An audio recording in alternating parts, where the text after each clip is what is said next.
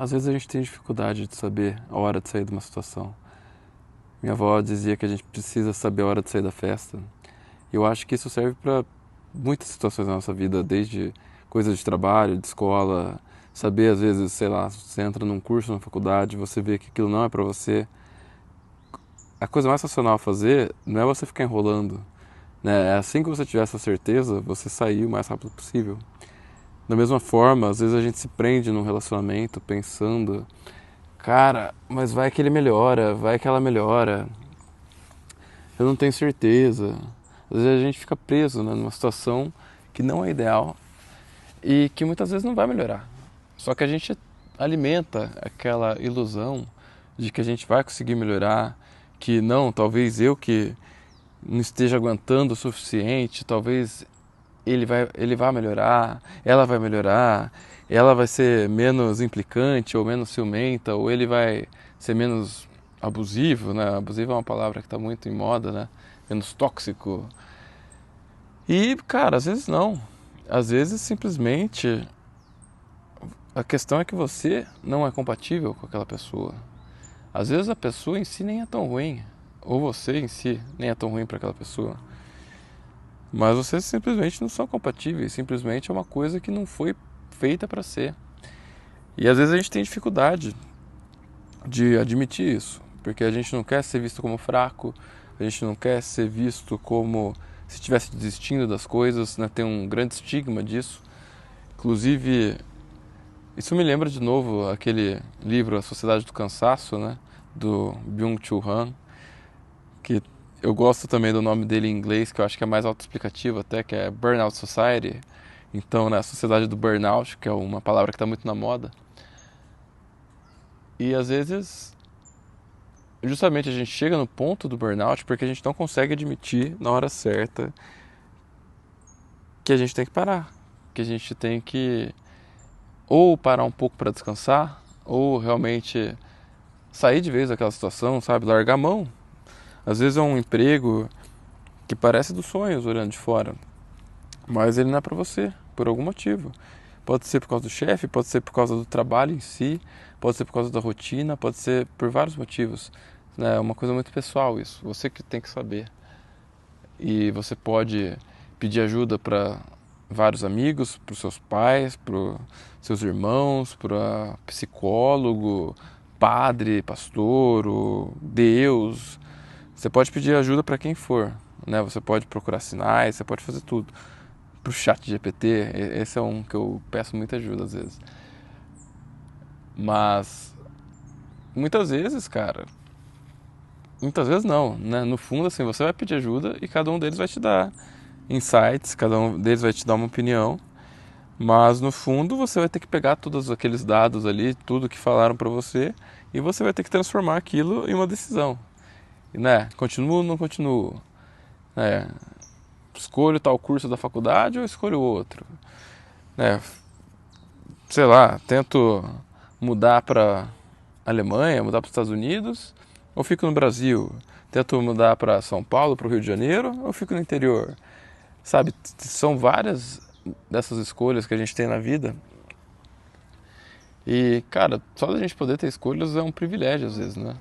Dependendo. Tem muita gente que infelizmente não consegue escolher muito, porque eles não têm muitas opções. Então, só de você ter opções já é um certo privilégio. E quando você tem que fazer uma opção, cara, tomar uma decisão,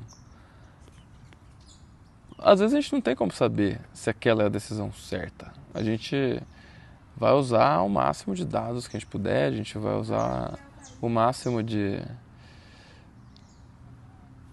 Né, a gente pode olhar em livros, a gente pode olhar em dados, a gente pode perguntar a opinião dos outros, a gente pode fazer uma introspecção, olhar para dentro, né, fazer meditação, escrever, fazer vídeos, fazer o que você quiser. Mas, no fundo, muitas vezes a gente não tem como saber, vai dar certo, não vai dar certo. O único jeito de saber é tentando. E muitas vezes também você precisa de uma definição, né? O que é dar certo? O que é sucesso para você nessa situação? Né? O que é um relacionamento bem sucedido? O que é ter sucesso na profissão para você? E sempre que você escrever isso também tem a questão temporal, né? Porque você está escrevendo isso hoje, no dia de hoje, em 2025. Mas se você escrever isso daqui 5 anos, sua definição de sucesso no relacionamento, na saúde, pessoal, financeiro, vai ser diferente, porque você vai ser outra pessoa. Sabe aquela coisa que o homem nunca passa 2 vezes pelo mesmo rio? Porque tanto o homem quanto o rio vão ser diferentes quando você passar. Já parou pra pensar nisso? Né? Você pode ir hoje pra Nova York, sei lá. E aí você vai lá na Times Square, você vai lá no Central Park, você vai lá na Estátua da Liberdade.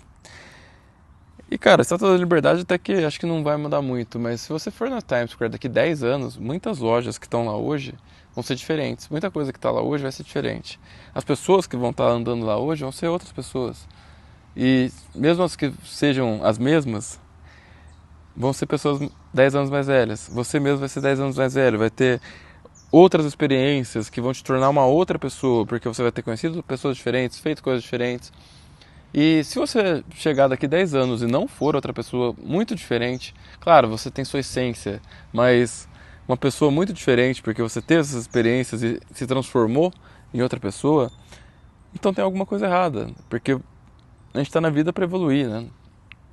Tá certo que nem sempre a evolução é positiva, mas a ideia é que a gente evolua, talvez de uma forma meio cíclica, assim, tipo, tem seus altos e baixos e você vai melhorando aos poucos, mas assim, tendendo a melhorar.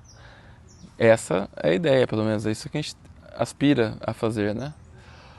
Mas nem sempre acontece, com certeza.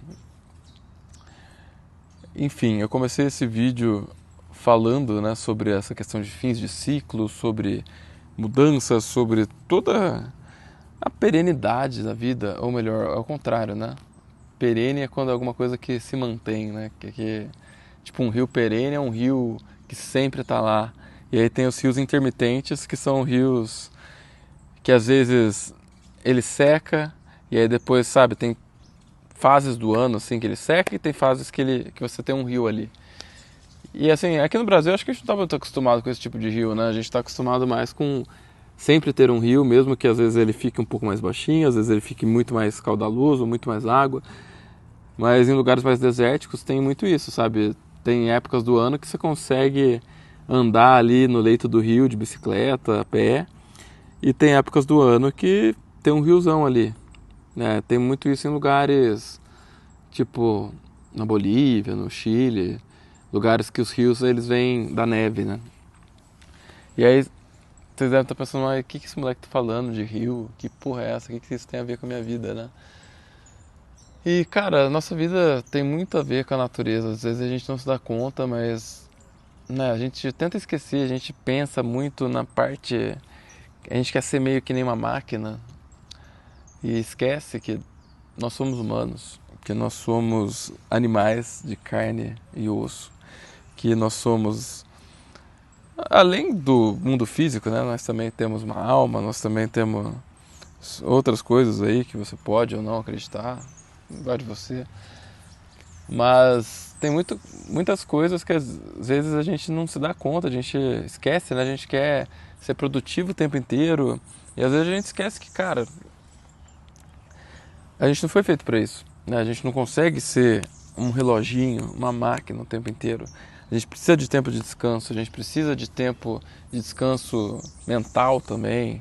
A gente precisa fazer as coisas assim, para você ser criativo, principalmente nesse mundo que a gente vive de sociedade da informação, de né, economia da informação e do conhecimento, cada vez mais do conhecimento, e se pensar assim é mais, cada vez mais a criatividade é importante, porque meio que qualquer um consegue fazer algo aceitável hoje em dia usando inteligência artificial.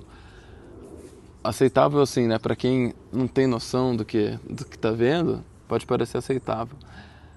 Mas para fazer algo realmente bom, mesmo que você use inteligência artificial, você precisa ter gosto, né? E para ter gosto, para desenvolver bom gosto, você tem que fazer as coisas do jeito difícil, né? Você tem que pintar, você tem que estudar, você tem que escrever e estar muito em contato com isso, né? Ler muito, ter referências e para você chegar nesse ponto, você tem que estudar muito, você tem que...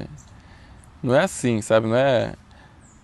É possível fazer muita coisa com inteligência artificial, vai ser possível cada vez mais, sim, mas para fazer algo bom, algo que te diferencie, você vai precisar desse gosto, desses insights que só a vida, só a humanidade vai te dar.